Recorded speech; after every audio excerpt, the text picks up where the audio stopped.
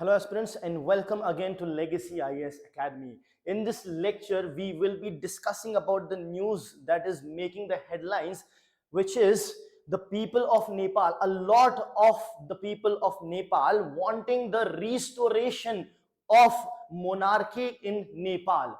So it may sound weird because what we believe is that democracy is probably the best form of the government. Now, it is of course not the perfect form of government, but if I have to ask you which form of government do you think is the best, I think a lot of us or the majority of us would say democracy is the best form of government.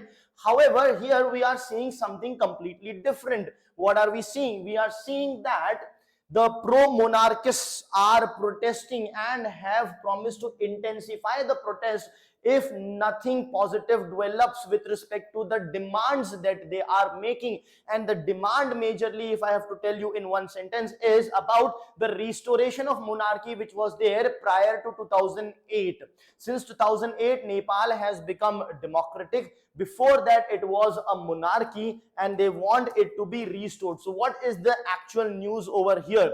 What is happening in Nepal is that the pro-monarchists, who are the pro-monarchists? The group of people, the organization and the people involved who are in support of the monarchical system, right, in Nepal. So they want it to be restored. If not done, they have announced that they will intensify the protest to restore monarchy if the government does not reach an agreement with them in a week. So that's an ultimatum that has been given.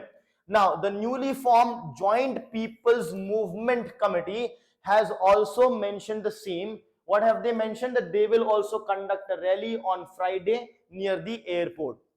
So from various quarters, different organizations and the support of the people are talking about restoration of monarchy, and if it is not done, protests will only intensify.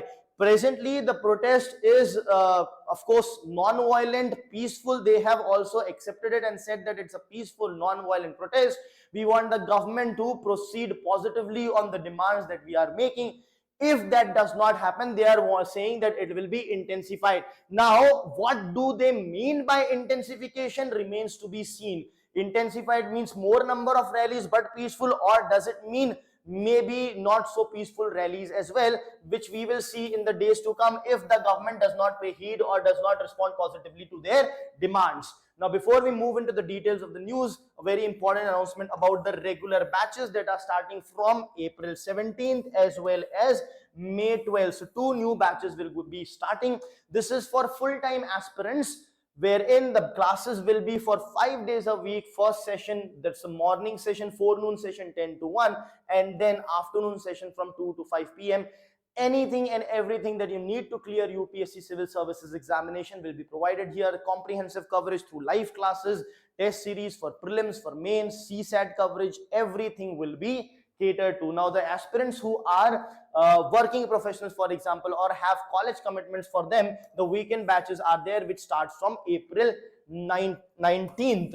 Now, these classes will take place on Saturday and Sunday, keeping in mind the schedule of the working professionals and the college going aspirants.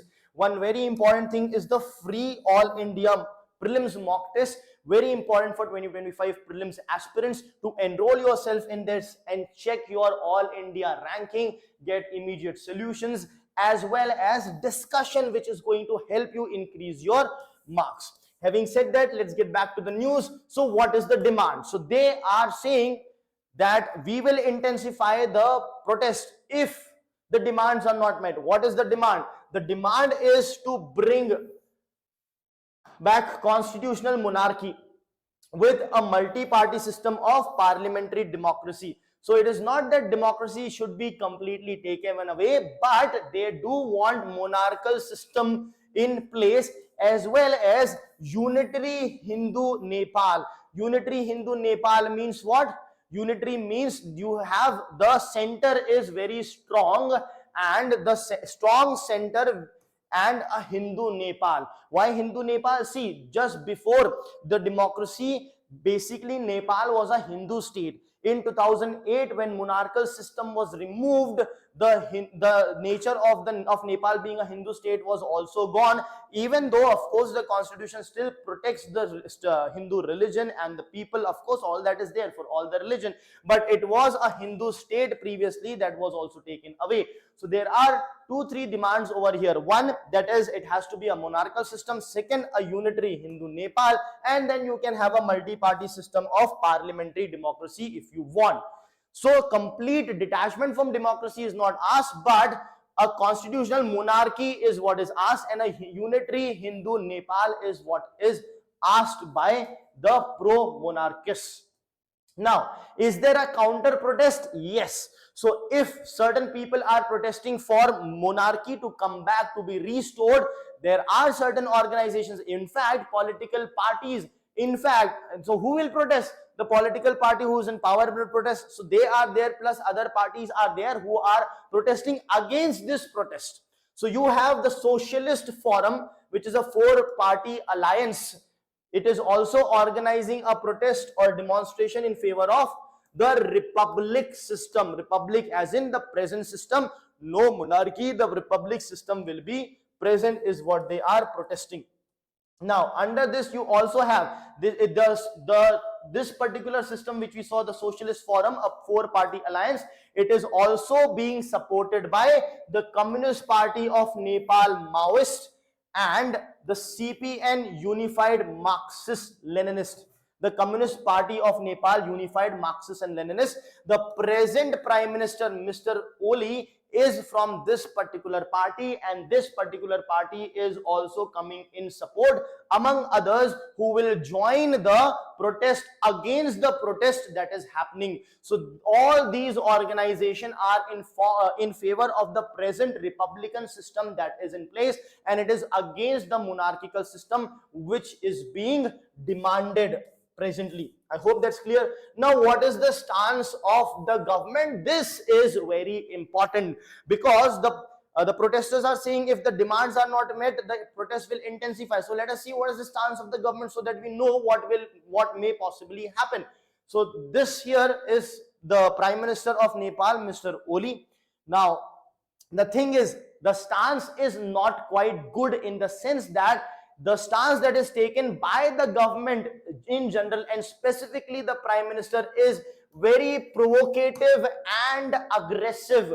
How can we say that? We can say that because Mr. KP Sharma Oli literally asked the volunteers of the Yuva Sangh, the youth front of the party to which he belongs. He belongs to which party? The Communist Party of Nepal, Unified Marxist Leninist.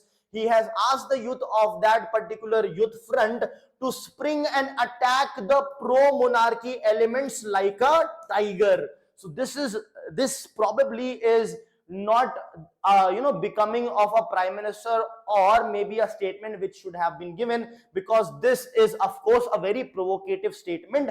This may provoke the protesters even further, and not definitely but possibly lead to violent protests as well, and violence can erupt. So this kind of situation can arise because a very provocative stance is taken by the Prime Minister.